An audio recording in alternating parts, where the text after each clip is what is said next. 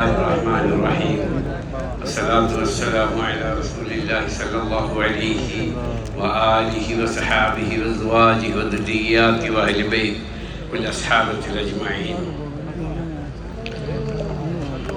ബഹുമാന്യനായ ആദരണീയനായ പണ്ഡിത വരേണ്യനായ സയ്യിദ് മുഹമ്മദ് ജിഫ്രി മുത്തക്കോയ തങ്ങൾ അവരുടെ ബഹുമാനപ്പെട്ട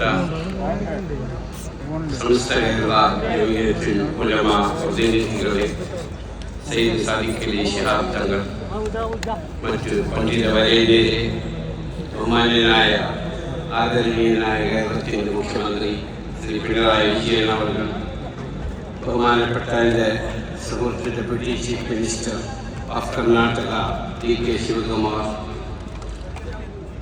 His Excellency Sayyid Ali Al-Hashimi, Religious Advisor of the President, എൻ്റെ സുഹൃത്ത് ലീഡീസ് അഡീഷൻ ഞാനിവിടെ സാഹിബ്, അങ്ങനെ ഒരുപാട് വിശിഷ്ട വ്യക്തിത്വങ്ങളെ കൊണ്ട് നിറഞ്ഞ ഒരു മഹത്തായ സദസ്സാണ്.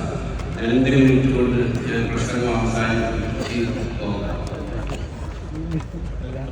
മഹാന്മാരായ പണ്ഡിതന്മാർ സ്ഥാപിച്ച ഏറെ ത്യാഗങ്ങളും ബുദ്ധിമുട്ടുകളും നേരിട്ട് വരയ്ക്കൽ സയ്യിദ് അബ്ദുറഹ്മാൻ മേലക്കോയ തങ്ങൾ, AB Ahmed Musliyar, പാന്ന് K Muhammad Abdul Bari Musliyar, Vazhakulam K Abdul Khader Musliyar, അങ്ങനെ പണ്ഡിതന്മാരായ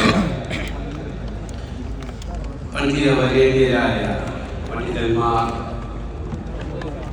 സമസ്ത കേരള ജമിയത്തുൽ ഉലമ സ്ഥാപിക്കുകയും ബഹുമാനപ്പെട്ട ഉലമ അതിനുശേഷമുള്ള പണ്ഡിത വരേണ്യർ അതിനെ കൂട്ടിക്കൊണ്ടുവരികയും ഇന്നത്തെ ഈ മഹത്തായ ലക്ഷക്കണക്കിന്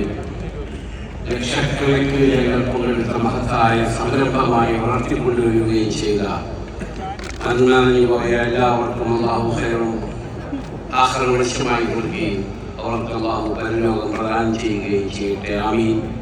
ജീവിച്ചിരിക്കുന്നവർക്ക് അല്ലാഹു ഖൈറും ബർക്കത്തും റഹ്മത്തും ഇസ്സത്തും സമാധാനവും സംസ്ഥയ്ക്ക് സമ്പത്തും അല്ലാഹു പ്രദാനം ചെയ്യട്ടെ. ആമീൻ എന്ന് പ്രാർത്ഥിക്കുന്നു.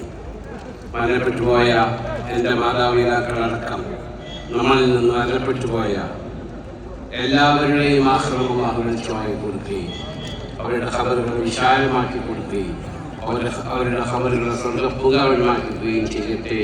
ആമീൻ എന്നൊരൊറ്റ പ്രാർത്ഥനയ്ക്ക് വേണ്ടി മാത്രമാണ് ഞാൻ ഇവിടെ എത്തിച്ചേർന്നിട്ടുള്ളത്. പണ്ഡിതന്മാരുമായി അടുപ്പവും ബന്ധവും വെച്ചു പുലർത്തുക എന്നത് എൻ്റെ വലിയപ്പ എന്നെ പഠിപ്പിച്ചതാണ്. പണ്ഡിതന്മാരുമായി വളരെ അടുപ്പമായിരുന്നു എൻ്റെ വലിയപ്പ. ഒരുപാട് അന്നത്തെ സംസ്ഥാന നേതാക്കളിൽ പലരും എൻ്റെ വലിയപ്പയുമായി സുഹൃത്ത് ബന്ധമുണ്ടായിരുന്നു. അതിപ്പോഴും ഞാൻ വെച്ചു പുലർത്തുകയാണ്.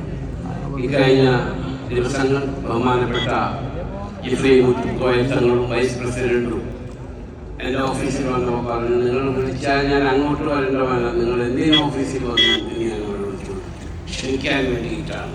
ഞാൻ പറഞ്ഞു തീർച്ചയായും ഞാൻ വരും, നിങ്ങൾ പങ്കെടുക്കും, പക്ഷേ ദുആക്ക് വേണ്ടി മാത്രമാണ് ഞാൻ വരുന്നതെന്ന് അവരോട് പറയുകയുണ്ടായി.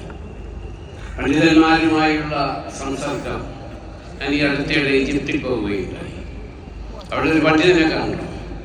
അദ്ദേഹം പറഞ്ഞു എല്ലാ കാര്യങ്ങളും പരിശുദ്ധ ഖുർആനിൽ പറഞ്ഞിട്ടുണ്ട്.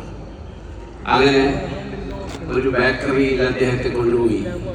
എന്നിട്ട് പറഞ്ഞു, ഒരു കഥ മാതിരിയാണ് അദ്ദേഹം എന്നോട് പറഞ്ഞത്. ഒരു കഷ്ണം ബ്രെഡ് എടുത്തുകൊണ്ട് അതിൽ എത്രത്തോളം ഷുഗറുണ്ട്, എത്രത്തോളം അതിന് മൈദയുണ്ട്, ആട്ടയുണ്ട്, നെയ്യുണ്ട് എന്നൊക്കെ ചോദിച്ചപ്പോൾ പറഞ്ഞു, അത് ബേക്ക് ചെയ്യുന്ന ആളെ വിളിച്ച് അദ്ദേഹം പറഞ്ഞു, ചോദിച്ചു എന്തൊക്കെയാണ്. അപ്പോൾ പറഞ്ഞു, ഞങ്ങൾ ഇത്ര കിലോ മൈദയിൽ, ഇത്ര കിലോ ആട്ടയിൽ, ഇത്ര കിലോ നെയ്യത്ത് ഇങ്ങനെ ഉണ്ടാക്കിയത്, അത് 10 എണ്ണമായിട്ട് മുറിച്ചു, അതിൽ നിന്നൊരു കഷ്ണമാണ് ഇത്.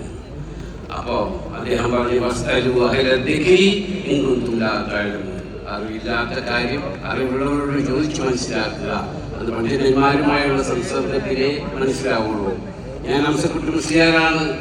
ഞാൻ താമസിച്ചിരുന്ന എൻ്റെ വീടിൻ്റെ തൊട്ടടുത്ത പള്ളിയിൽ ഇമാമായിരുന്നു അംസക്കുട്ടി മുസ്ലിയാർ. എന്ത് സംശയം ഉണ്ടെങ്കിലും അദ്ദേഹത്തോട് ഞാൻ വിളിച്ചു ചോദിക്കാറുണ്ട്. അദ്ദേഹം പല കിതാബുകളും റെഫർ ചെയ്ത് എനിക്ക് മറുപടി പറയാറുണ്ട്. എൻ്റെ ഭാഗത്ത് എന്തെങ്കിലും തെറ്റുണ്ടോ എന്നറിയാൻ വേണ്ടി ഞാൻ അദ്ദേഹത്തെ വിളിച്ചു ചോദിക്കുകയുണ്ടായി. ബഹുമാനപ്പെട്ട ഷേഖുൽ ജാമിയ അദ്ദേഹം എന്നോട് കഥ പറഞ്ഞു. അദ്ദേഹം പറഞ്ഞ കഥ അബ്ബാസിയ ഭരണകാലത്ത് ഹാറൂൺ റഷീദ് ചക്രവർത്തിയുടെ അരികത്ത് ഒരു പണ്ഡിതനുണ്ട്. ആ പണ്ഡിതൻ ഇബ്ൻ സമ്മാഖ്. ആ പണ്ഡിതൻ എന്നോട് ചോദിച്ചു, പണ്ഡിതനോട് രാജാവ് ചോദിച്ചു, അല്ലയോ പണ്ഡിത വരേണ്ടതിനെ എന്തെങ്കിലും പറഞ്ഞു മനസ്സിലാക്കി രാജാവിനോട് ഞാൻ എന്താ പറയാ, എന്റെ കയ്യിലൊരു ഗ്ലാസ് വെള്ളം നിങ്ങളൊരു മരുഭൂമിയിൽ വെള്ളമില്ലാതെ തിരിച്ച് വിഷമിച്ചിരിക്കുമ്പോൾ ഞാൻ ആ ഒരു ഗ്ലാസ് വെള്ളം ആ ഒരു ഗ്ലാസ് വെള്ളം ഞാൻ നിങ്ങൾക്ക് തരികയാണെങ്കിൽ നിങ്ങൾ എനിക്ക് എന്ത് തരും? എന്റെ സ്വത്തിന്റെ പകുതി തരുന്നു. അത് കഴിഞ്ഞിട്ട് പറഞ്ഞു, നിങ്ങൾ വെള്ളം കുടിച്ചു, നിങ്ങൾക്ക് മൂത്രമൊഴിക്കാൻ സാധിക്കുന്നില്ല, നാച്ചുറൽ പ്രോസസ്സാണ്, അതിന്റെ മരുന്ന് എൻ്റെ കയ്യിലുണ്ട്, നിങ്ങൾക്ക് എന്ത് തരും? നിങ്ങൾ എനിക്ക് എന്ത് തരുന്നു വെച്ചാൽ എൻ്റെ പകുതി സ്വത്തും കൂടി തരും. അപ്പോൾ നമ്മളുടെ സ്വത്ത് ഒരു വെള്ളത്തിന്റെ വില മാത്രമേ ഉള്ളൂ എന്ന് പറഞ്ഞു പഠിപ്പിച്ച പണ്ഡിതന്മാരാണ്. അതൊരു പണ്ഡിതന്മാരുമായിട്ടുള്ള സംസാരം. എൻ്റെ പിതാവ് ഒരുപാട് പണ്ഡിതന്മാരുമായിട്ട് വളരെ അടുപ്പമുണ്ടായിരുന്നു. തൊഴിയൂരിൽ മുഹമ്മദ് മുസ്ലിയാർ, അദ്ദേഹത്തെ കൂടെ ഉണ്ടായിരുന്ന ബാബു മുസ്ലിയാർ. ആ ബാബു മുസ്ലിയാരുടെ മകൻ ഫസലാണ് എൻ്റെ നേൽ പോലെ ലോകത്തിൽ എല്ലാവരുടെ കൂടെ യാത്ര ചെയ്യുന്നത്, എൻ്റെ കൂടെ ഷാഹിദുള്ളത്. അങ്ങനെ പണ്ഡിതന്മാരുമായുള്ള സംസർഗമാണ് നമ്മുടെ വിജയം എന്ന് വിശ്വസിക്കുന്നവനാകുന്നു ഞാൻ. ആയതുകൊണ്ട് ഈ സംസ്ഥയ്ക്ക് എന്താവശ്യം എപ്പോഴുണ്ടോ വിനീതനായ ഞാൻ ആ സംസ്ഥയുടെ ഉണ്ടാകുമെന്ന് കൂടി പറഞ്ഞുകൊണ്ട്, ഇവിടെ ഇത് ഞങ്ങളുടെ പ്രൊജക്ട് എന്ന് പറഞ്ഞിട്ട് ബഹുമാനപ്പെട്ട ഈ പ്രൊജക്ടുകൾ മുഴുവൻ എനിക്ക് തന്നിട്ടുണ്ട്. അപ്പോ ഞാനിങ്ങനെ വായിച്ചു നോക്കി. അപ്പൊ പറഞ്ഞത് വലിയ പ്രൊജക്ടുകളാണ് ഇൻഷാ അല്ലാഹ്. അപ്പോ എന്തെങ്കിലും ഒരു പ്രൊജക്ട് ഞാൻ പറഞ്ഞില്ലെങ്കിൽ തങ്ങൾക്ക് വിഷമാവും അല്ലേ തങ്ങളെ? ഇൻഷാ അല്ലാഹ്. അപ്പോ ഇതില് മനോഹരമായൊരു പള്ളി 7.5 കോടി രൂപയാണ് ഇപ്പൊ കാണിച്ചിട്ടുള്ളത്. ഇൻഷാ അല്ലാഹ് ഈ പള്ളി തങ്ങളെ കൂടിയാലും ശരിയാക്കണം ഞാൻ പറഞ്ഞു.